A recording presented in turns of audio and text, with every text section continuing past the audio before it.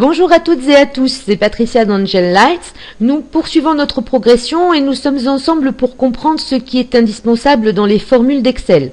Dans la vidéo précédente, je vous parlais de différentes références dans les formules. Nous n'avons pour l'instant utilisé uniquement que la référence relative, mais il existe aussi la référence absolue et les mixtes. Reprenons déjà la référence relative afin de bien comprendre son fonctionnement. Pour cela, je vais utiliser ce tableau de vente de jeux de société. Le but de cet exemple consiste à faire le total des ventes de chaque trimestre ainsi que le montant total pour les jeux pour l'année. Pour cela, nous allons uniquement faire le total du premier trimestre et le total de la première ligne des Monopoly. Utilisons, comme nous l'avons découvert dans la vidéo précédente, la fonction somme avec le sigma, soit de l'onglet accueil, vous l'avez ici, soit sur formule. Je vais aller sur formule parce que je vais beaucoup utiliser des choses sur ce ruban. Nous nous positionnons en C11 et cliquons sur somme automatique. Excel nous calcule la somme de C4 à C10. Je valide. En fait, ce que vous devez comprendre, c'est que Excel ne calcule pas simplement de C4 à C10, mais il identifie des positions.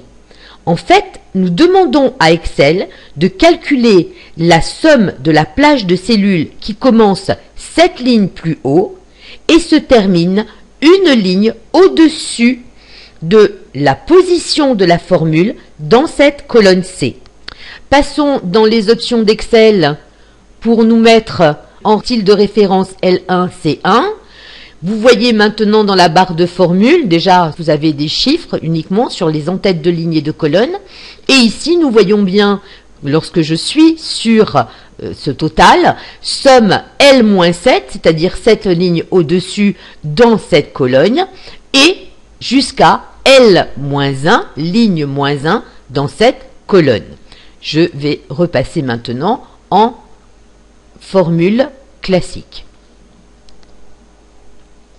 Il calcule donc relativement par rapport à la cellule C11, celle où l'on a décidé d'afficher le résultat, d'écrire la formule.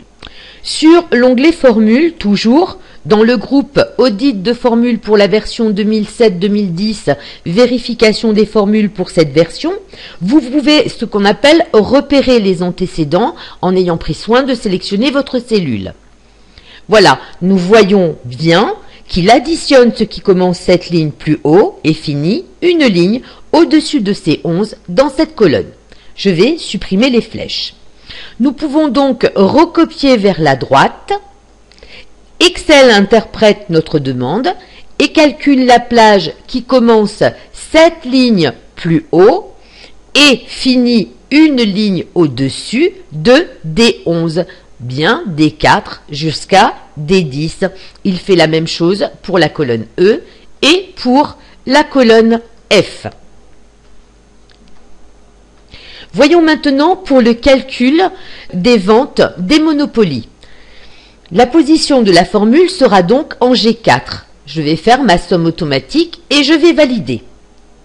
Excel calcule la somme de la plage C4 à F4, vous le voyez ici, donc qui commence 4 colonnes à gauche et finit une colonne à gauche de la position de notre formule qui se trouve en G4. Si nous affichons nos références de formule en style L1C1, nous pouvons voir qu'on a bien ligne, c'est-à-dire cette ligne-ci, colonne moins 4, jusqu'à ligne, colonne moins 1. Repassons en classique.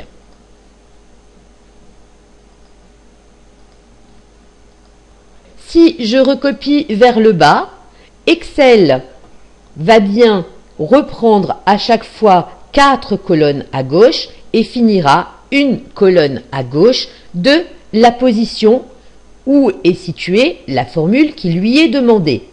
Je recopie volontairement une cellule de plus vers le bas. Je vais plus loin que ne le demande le tableau. Il indique bien 0 comme résultat en G12. car la plage 4 colonnes à gauche, une colonne à gauche de G12 est bien vide. Si j'écris 20 ici, vous voyez, il va calculer. Là, c'est vide, donc 0.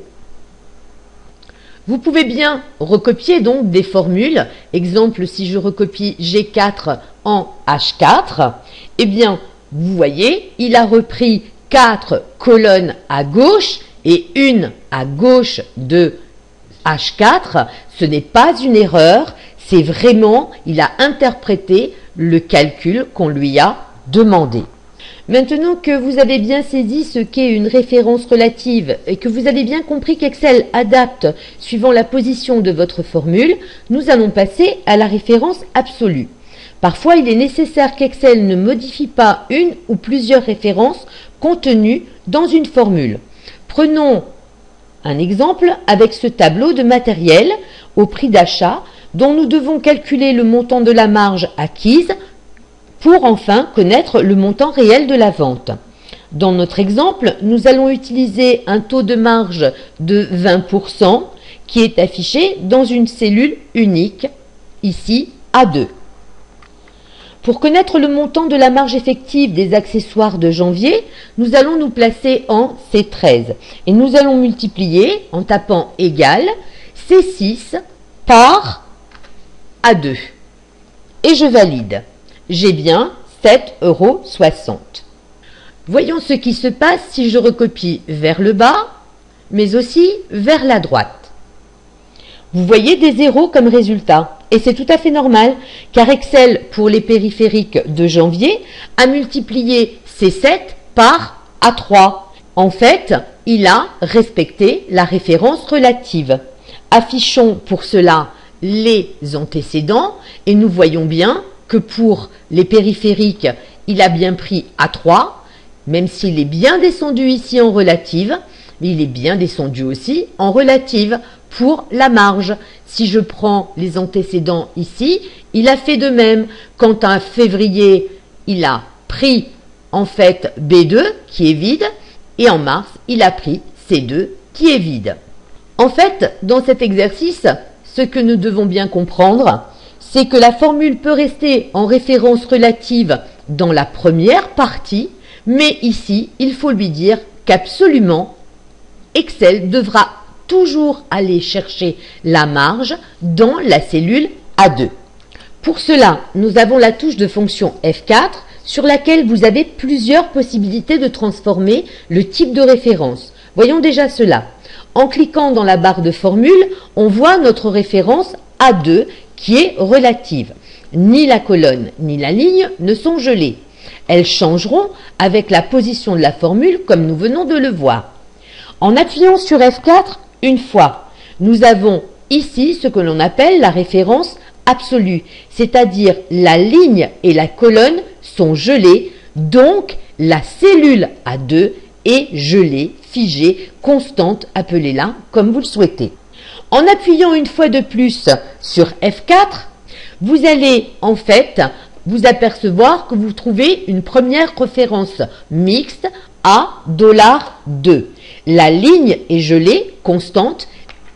Si j'appuie une fois de plus, cette fois c'est encore une mixte, mais la colonne est gelée, la ligne, elle, reste relative. Un appui supplémentaire, je reviens en référence relative. Là, nous avons besoin, nous, de mettre la référence absolue, c'est-à-dire de figer absolument à 2. Eh bien, c'est comme un manège. Vous faites un tour et vous recommencez. Vous appuyez une fois de plus et vous avez de cette fois la référence absolue. Vous pouvez valider. Pour mémoriser ce qui est figé avec le dollar, ce n'est pas difficile. Ce qui est figé, c'est toujours lorsque le dollar est devant, c'est-à-dire lorsque vous avez la référence ici, le dollar est devant le chiffre 2, donc c'est la ligne qui est figée. Ici, c'est la colonne qui sera figée. C'est un petit truc mémotechnique. Je peux donc recopier pour tout mon tableau. Et cette fois-ci, je vais me placer sur la marge et repérer les dépendants. Regardez, on voit bien que cette fois-ci, tous nos calculs font appel à la marge de 20% qui est notée en cellule A2. Je vais supprimer ces flèches. Maintenant, nous allons calculer le montant de la vente, c'est-à-dire 38 € plus 7,60 € par exemple pour les accessoires de janvier. Bien entendu, je pourrais faire égal 38 plus 7,60 et valider par entrée et recopier. Mais je vais vous montrer une petite chose. Nous allons utiliser la somme automatique, même si nous pouvons ici juste écrire égal et sélectionner nos deux cellules avec l'opérateur plus. Je vais en fait compléter ma vidéo précédente.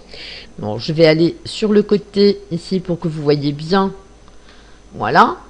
Si je me mets en dessous et que je demande la somme automatique et que je valide, j'ai bien R1, R10. Donc, il a bien fait la somme de R1 jusqu'à R10. Les deux points voulant dire jusqu'à. Si j'additionne R1 jusqu'à R10, mais que je veux rajouter ces trois chiffres qui se trouvent à côté, eh bien, je vais supprimer. Je vais me faire toujours somme automatique. Je vais enfoncer ma touche contrôle et prendre la plage supplémentaire qui se trouve à côté. Qu'est-ce que je vois dans ma formule? R1, R10, point virgule T2, T4. Les deux points signifient jusqu'à, le point virgule signifie en plus et puis, comme vous souhaitez. Donc on a bien R1 jusqu'à R10 et puis T2 jusqu'à T4. Je valide. Donc notre résultat de 100 nous montre bien que l'on peut additionner des plages à des endroits différents, tout simplement en utilisant soit notre touche contrôle, soit vous tapez un point virgule au clavier. Donc nous allons le faire pour notre tableau. Eh bien, je vais supprimer celui-ci et je vais lui demander la somme automatique. Je vais chercher janvier, la cellule C6, j'enfonce contrôle et je prends en plus la cellule C13 et je valide. Là, je peux recopier directement vers le bas.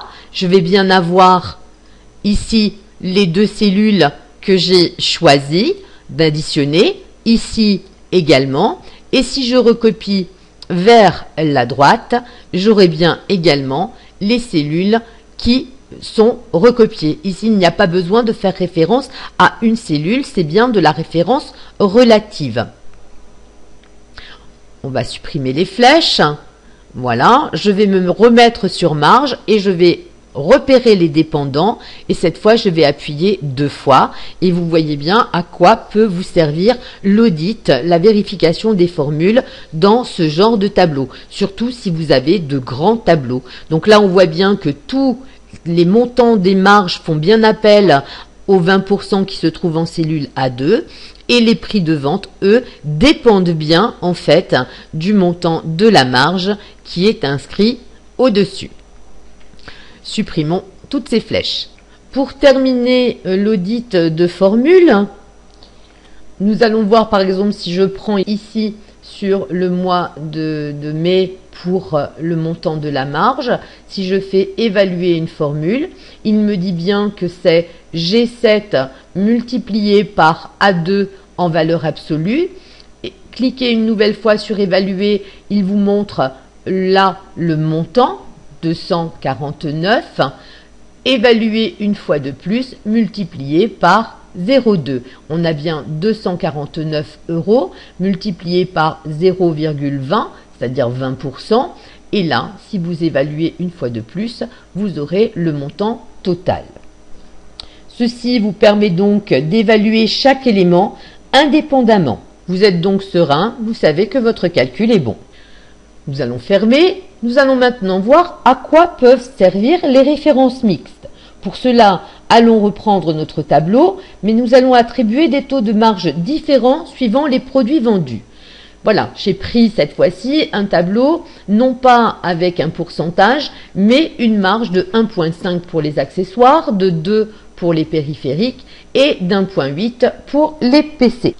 Nous devons donc commencer par multiplier le prix d'achat sur la ligne des accessoires qui donc est en C9 par la marge qui est en C2. Donc je me place ici en C16 et je vais faire mon opération égale 38 € multiplié, en fait c'est pas 38 €, hein, c'est C9 multiplié par les accessoires C2, 1.5. Et là, j'ai bien 57 €. Si je recopie maintenant vers le bas, j'ai tout laissé en relatif, qu'est-ce qui se passe? Je prends les antécédents, je vois bien qu'il a multiplié ici par 1.5, ici par 2, et, je vais supprimer les flèches, ici par 1.8. Donc ça, c'est parfait. Seulement, si je recopie vers la droite, ici, je vois 0. Pourquoi? Regardons les antécédents. Eh bien, il a recopié vers avec la marge qui, normalement, devrait se trouver en C2. Il a pris D2. Dans cet exemple, on ne peut pas utiliser la valeur absolue. Si j'utilise la valeur absolue sur cette cellule et que je recopie vers le bas et vers la droite, que va-t-il se passer? Si je prends les antécédents, eh bien, à chaque fois, il va me prendre la marge qui se trouve en C2, c'est-à-dire 1.5. Et c'est faux, puisque la marge des périphériques est de 2 et celle des PC de 8. Si je prends février et que je prends les antécédents, là, il va bien prendre la marge 1.5, mais ici, il va reprendre la marge 1.5. Donc, c'est faux. Eh bien, on va devoir combiner entre la relative et l'absolue. Pour cela, il faut figer la colonne du taux de marge pour qu'elle soit constante, mais il faut laisser la ligne relative. Il faut que lorsque l'on recopie vers le bas, ils prennent les taux suivants, donc qu'ils descendent sur les autres lignes, donc que la ligne des taux de marge, elle, soit en relative. On va, après avoir sélectionné la cellule, taper sur la touche F4 3 fois.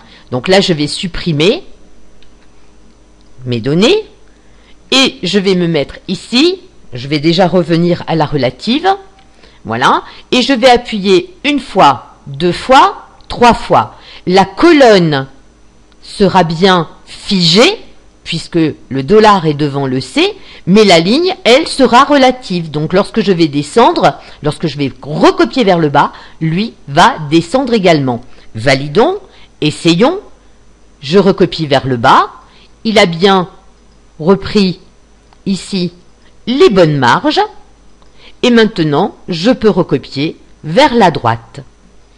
Lorsque je prends un antécédent, par exemple pour les périphériques, il prend bien le bon montant multiplié par la bonne marge.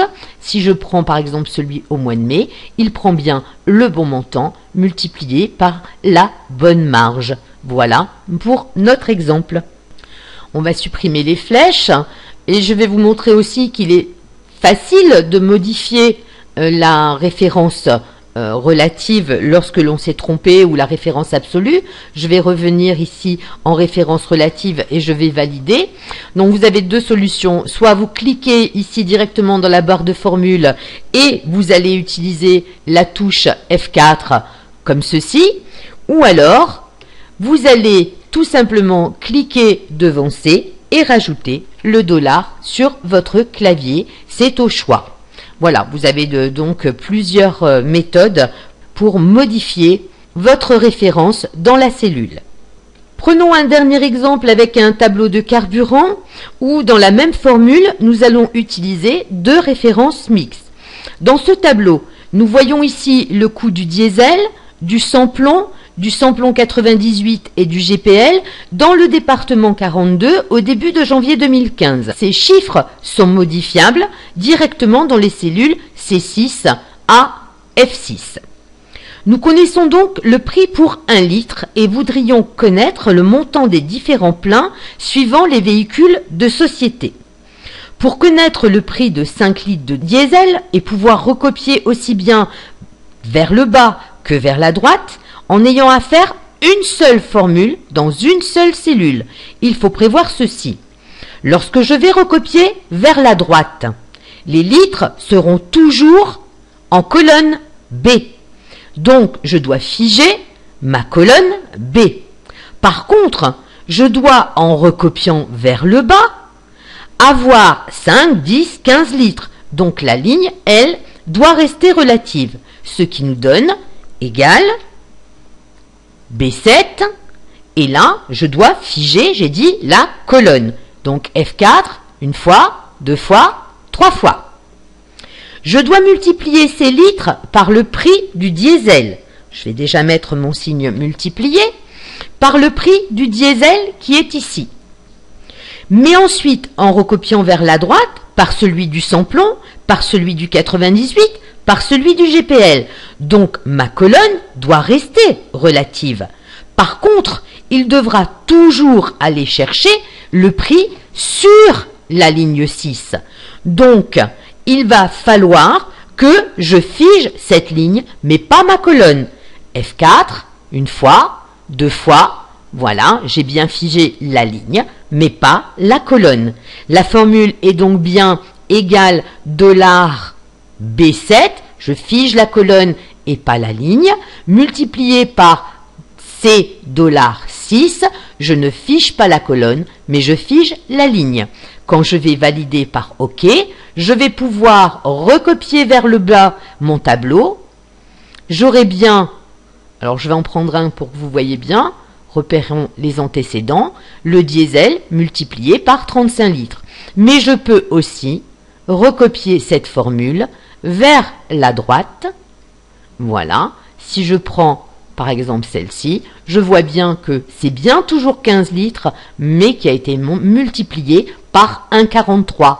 Ici, voilà, j'ai bien 25 litres multiplié par 1,32. Maintenant, si le sans-plomb 98 baisse, c'est extraordinaire, eh bien, je vais pouvoir mettre dans cette cellule 1,40 et tout de suite, tous mes calculs vont s'adapter au fur et à mesure. Voilà, ensemble, nous allons vérifier par exemple sur les 15,80 € pour le GPL. Nous allons évaluer la formule. Voilà, j'ai bien $B10 plus multiplié par F$6. Évaluons. Nous avons 20 litres multiplié par 0,79 € du litre. Évaluons le résultat, eh bien 15,80 €. Voilà une autre méthode pour vérifier si vous ne vous êtes pas trompé. Justement, en parlant de se tromper, je vais faire volontairement une erreur. Donc je vais fermer déjà et supprimer les flèches. Et ici, par exemple, je vais modifier et je vais mettre $D6 et je vais valider. Ceci pour vous donner un dernier regard sur l'audit de formule. Donc, volontairement, j'ai modifié cette cellule dont, vous voyez ici, il y a un petit triangle vert qui est apparu et vous avez un petit losange à côté. Alors, je vais d'abord passer par la vérification des formules et je vais faire vérification des erreurs.